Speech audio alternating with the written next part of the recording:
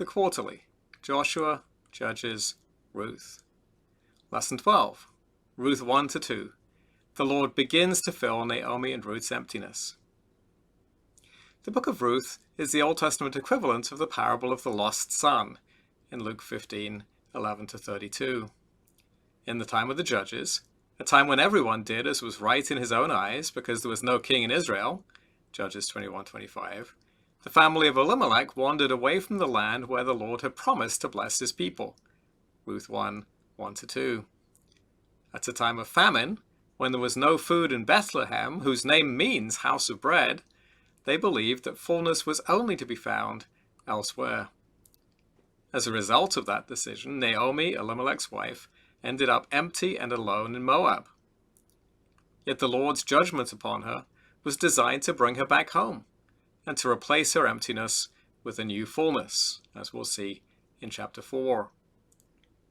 On another level, the book opens with Israel experiencing the trials of the days of the Judges, when general disobedience led to famine, chapter 1, verse 1.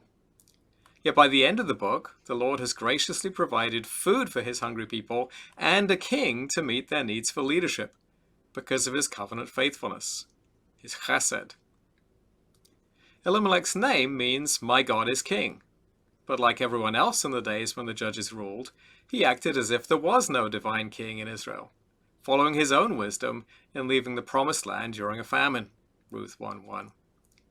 A brief sojourn turned into a longer stay, and then Elimelech died, leaving Naomi alone with 2 sons. They both married Moabite women, historically not a good choice for Israelites, and forbidden by the law, Deuteronomy 23, verses 3-5. But who else could they marry, as long as they lived in Moab? Both Naomi's sons died, leaving her without means of support, with no choice other than to go home to Bethlehem and throw herself upon the charity of her wider family, especially since she had heard that the Lord had now provided food for his people, Ruth 1:6. Initially, Naomi was accompanied on her journey by her 2 daughters-in-law, Orpah and Ruth. However, Naomi sought to dissuade them and send them back to their families in Moab. That was partly motivated by concern for their welfare. As young widows, their best hope of a settled future was to remarry. But no Israelite would be likely to marry a Moabite widow with no dowry or resources, Ruth 1:9. Their prospects would be much brighter in Moab. But when they persisted in seeking to come with Naomi, she persisted in sending them back, pointing out that there wasn't even any prospect of a levirate marriage, where the brother of a dead man might provide a home and children for his widow, since she had no more sons, verse 11. Even if Naomi were to remarry and have sons immediately, by the time they'd grown up, Ruth and Naomi would themselves be too old to have children, verse 13. At this point, there was a division between the 2 daughters-in-law. Orpah did the sensible thing and returned home after kissing her mother-in-law goodbye, verse 14. And Naomi did not condemn her for her choice. On the contrary, Orpah was earlier commended for the chesed, the covenant faithfulness she had shown to Naomi and her former husband, verse 8. To choose to remain in Moab meant, in Naomi's thinking, choosing to continue to serve that nation's gods, verse 15. And that's in line with ancient thinking in which a people, their land, and their God were tightly tied together. To move lands necessarily meant to shift religious loyalties, which I think is very revealing about Naomi's own heart. She was convinced that the Lord had reached out to Moab to judge her by means of the death of her husband and 2 sons, verse 13. And that the Lord could provide rest in Moab to Ruth and Orpah, verse 9.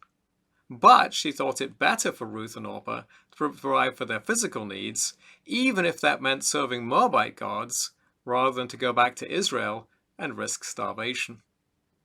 That was, after all, the choice that she and Elimelech had made earlier in abandoning the promised land in the face of a famine, in verse 1.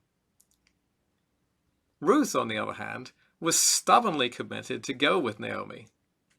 She poured her heart out in a beautiful speech, swearing to follow Naomi to death and beyond.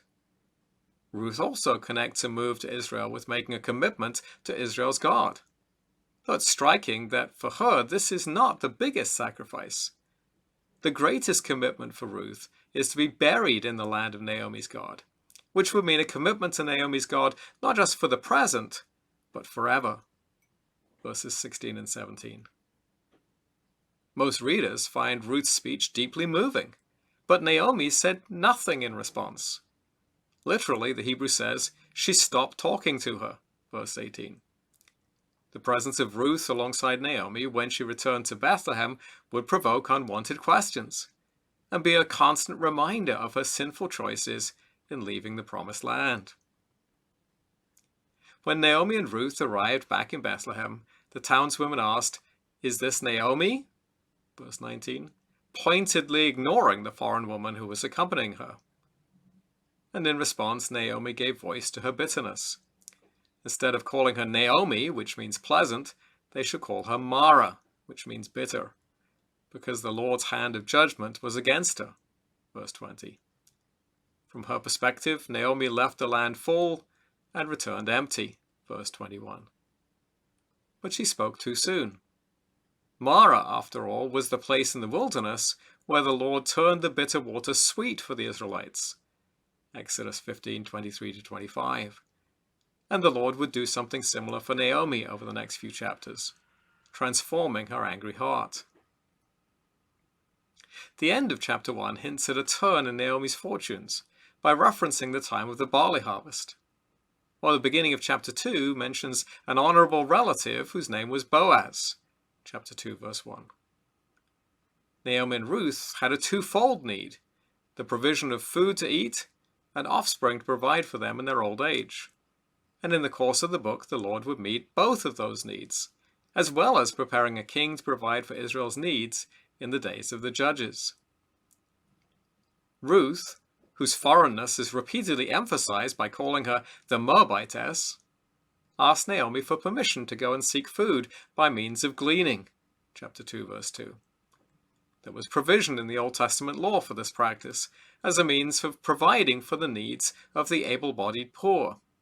Indeed, landowners were encouraged to help this practice by not harvesting all the way to the edge of their fields, Leviticus 19:9.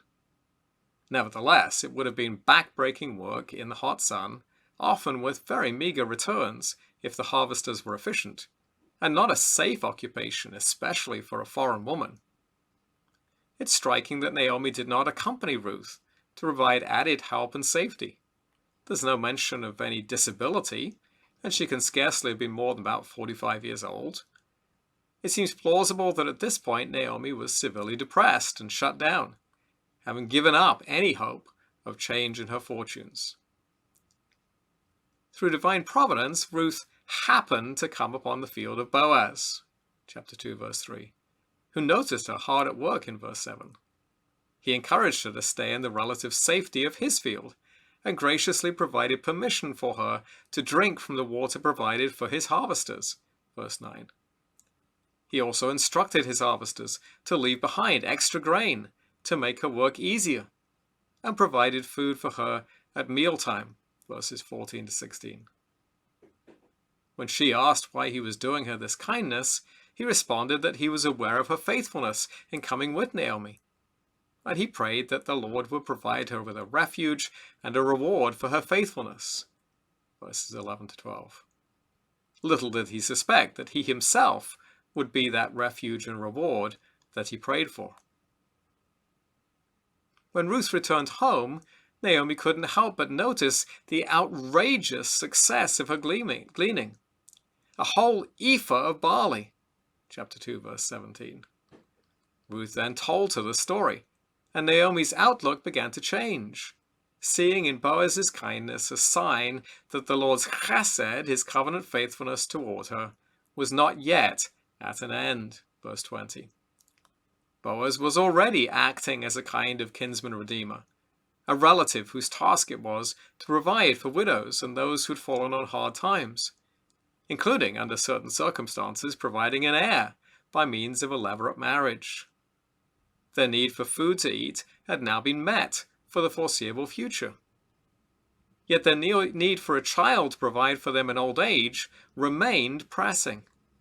And at the end of the chapter, Ruth was still living with her mother-in-law, verse 23, as opposed to living with a husband of her own. Application questions. 1. In going to Moab, Naomi and Elimelech made a sinful choice that seemed to them to make sense at the time. Have you ever had a similar experience? How did things work out for you?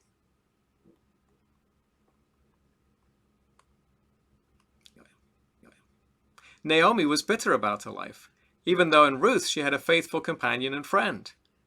Have you ever failed to see the Lord's kindness to you in a particular situation, only realizing much later that the Lord had not left you completely alone? What happened? 3. How did the Lord provide for Naomi's needs, even while she was still angry and bitter with him? 4. How does this story anticipate the gospel?